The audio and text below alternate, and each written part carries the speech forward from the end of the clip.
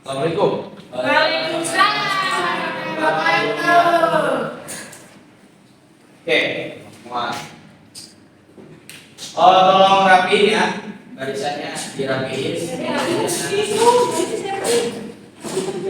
Ada sampah tolong dibuang di bawahnya. Yang mau buang air kecil, buang air besar, dipersilakan. Saya tunggu di belakang. Ya. Oke.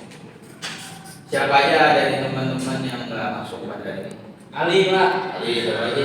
Tanjung Pak, Tanjung. Udah, besok aja. Ada kenapa? Sakit apa? Ali? Iya, bintang. Siapa bintangnya? Oke. Tanjung bolos Pak. Bolos. Tahu mana? Oke, kalau tidak ada yang ingin bongkar kecil atau apa. Dua kelas, tolong disiapkan. Baik Pak. Berdiri.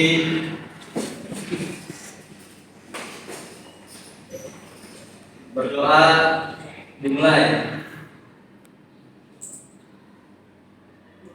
Berdoa selesai. Memberi salam. Assalamualaikum warahmatullahi wabarakatuh. Waalaikumsalam.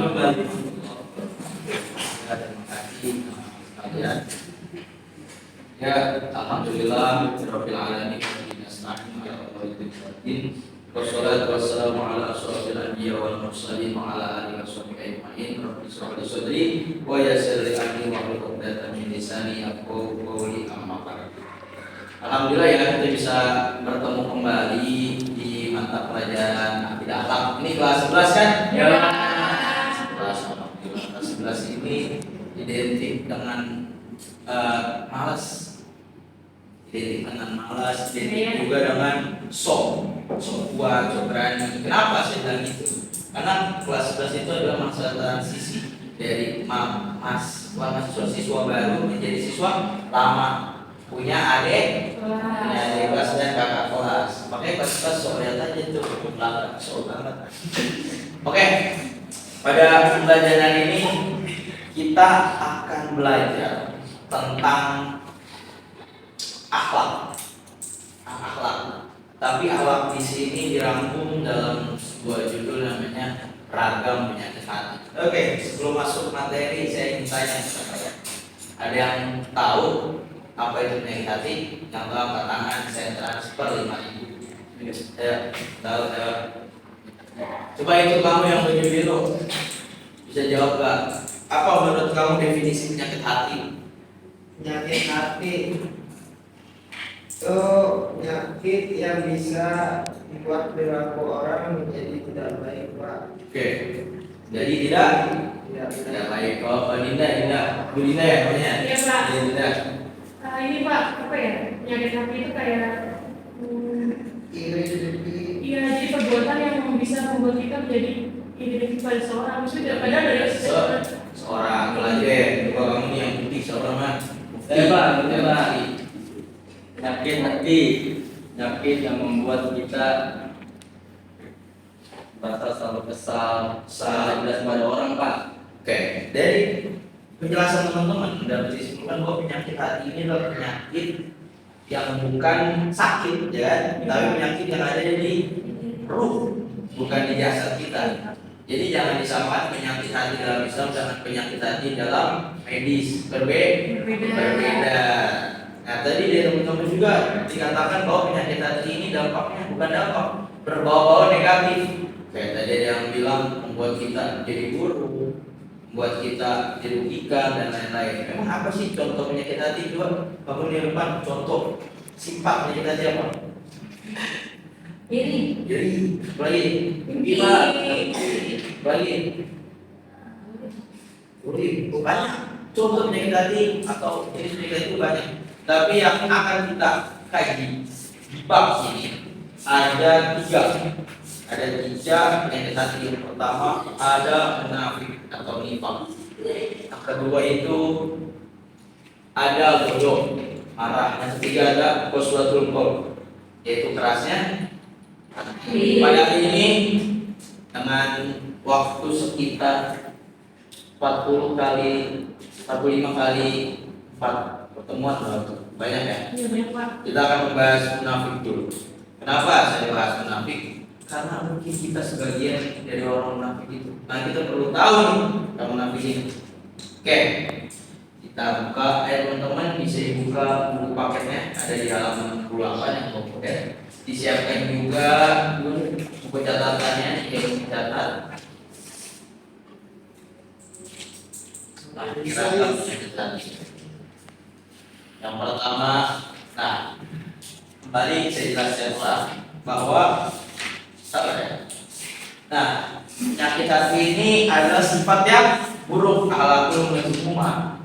Yang akan kita jelaskan di sini ada 3. Yang pertama ada munafik atau nifaq, marah atau bodoh, dan keras hati atau qaswatul qalbi. Nah, munafik atau nifaq ini berasal dari kata nafaqo yang artinya dengki, menyembunyikan, berbohong, berpura-pura. Ada sebuah cerita. Kalau kalian teman-teman ini pernah nonton Upin Ipin, pernah Pak? Pernah. Cerita. Ada. Jadi Upin Ipin pernah main drama. Ada Jagar jadi pengembala, dan teman-temannya menjadi Jadi kita ada juga jadi serigala. Nah jadinya gitu. Kata jadi tolong ada serigala di Sini. Dia nyanyi begitu seakan-akan benar-benar tuh biri-biri dia pengen makan serigala. Pas orang-orang masyarakat datang ternyata dia bohong enggak. Dia ngelakuin itu 2 sampai 3 kali. Yang pada akhirnya yang ketiga malah beneran kejadian dan masyarakat nggak percaya. Nah, itu salah satu dampak negatif orang yang berbohong atau munafik. Yaitu apa? Munafik itu apabila dia berbohong, dampaknya orang udah nggak yakin lagi sama perkataan. Iya. Nah, secara istilah nifaq yaitu menyembunyikan sesuatu di dalam hatinya karena tidak ingin diketahui keberadaannya oleh orang lain, sehingga menampakkan sesuatu yang tidak sesuai dengan apa yang ada di dalam hatinya. Nifaq ini bisa diartikan kayak seseorang yang dia berkata ini tapi berbuat itu.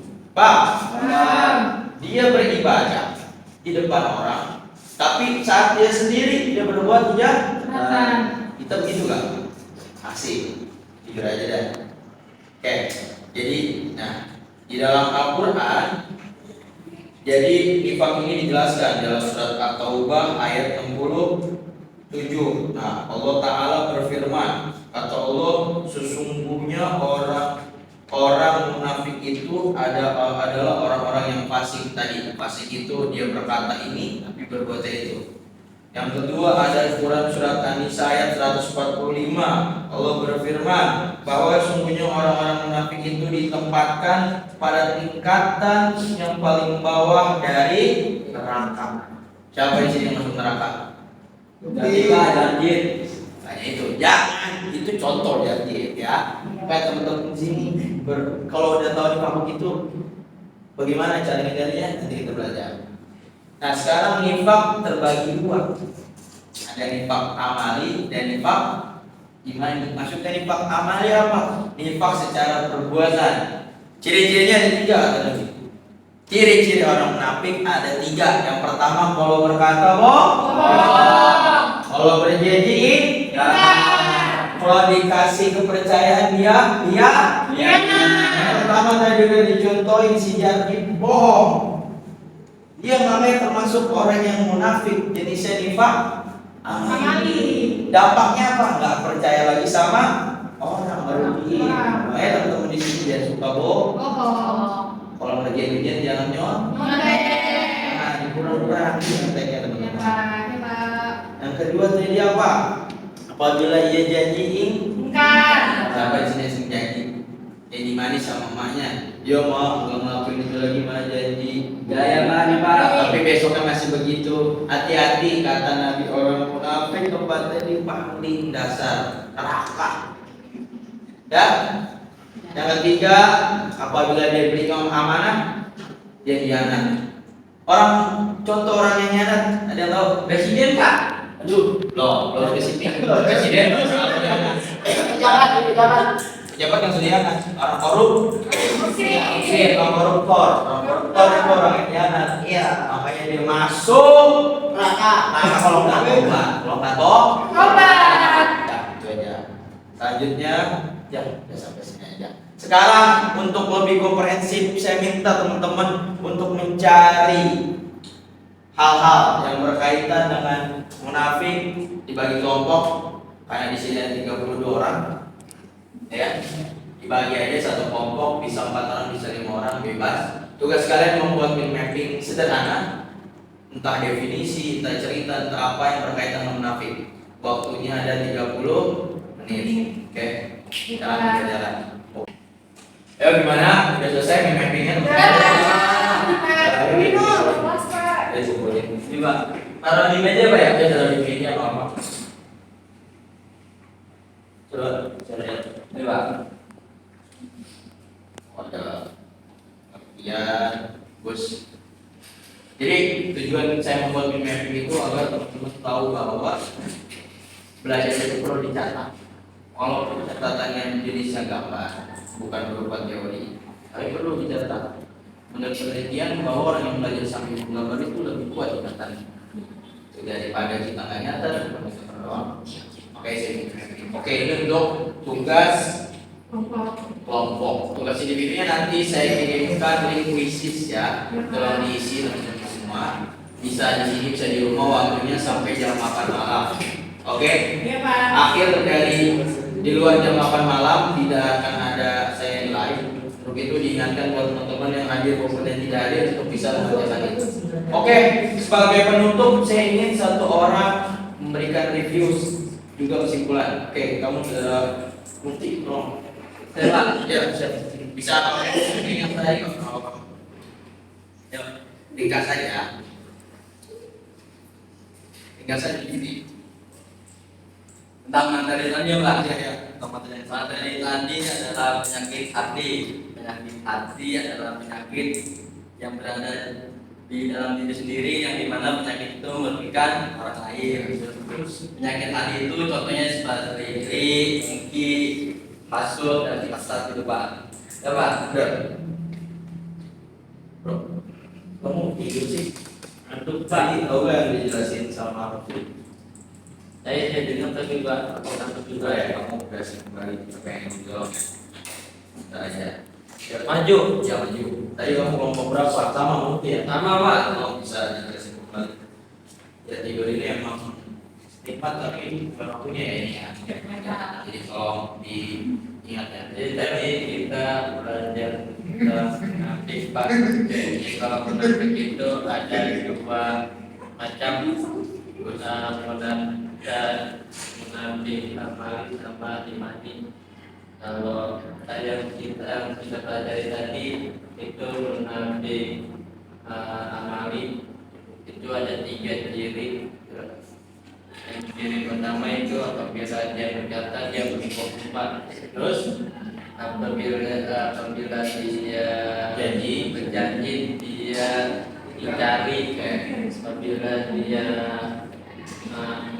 apa tadi Pak? Saya lupa Pak. Beri amanah. Dia beri amanah, dia nanti pakai. Oke, terima kasih. Akan kita kembali ya. Oke, jangan lupa ada juga video sebagai kesimpulan. Lawan dari sifat munafik ini salah satunya sifat jujur. Jadi cara menghindari agar kita tidak munafik, jujur. Apalagi amanah. Satu lagi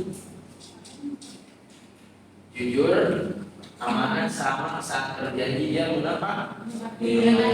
Coba buat itu sedikit di diri kita agar kita terbiasa dengan hal tersebut sehingga kita jauh dari sifat munafik dan jauh dari neraka Allah Subhanahu wa Ta'ala.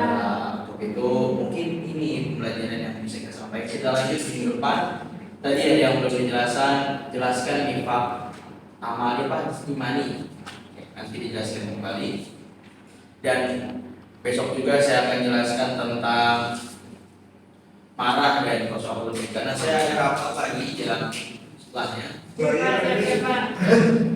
Oke, mungkin itu saja yang bisa saya sampaikan. Wassalamualaikum warahmatullahi wabarakatuh. Waalaikumsalam warahmatullahi wabarakatuh. Keluar ya. Ya Pak. Udah lagi bel istirahat sebelum bel jangan keluar dulu, oke? Ya Pak.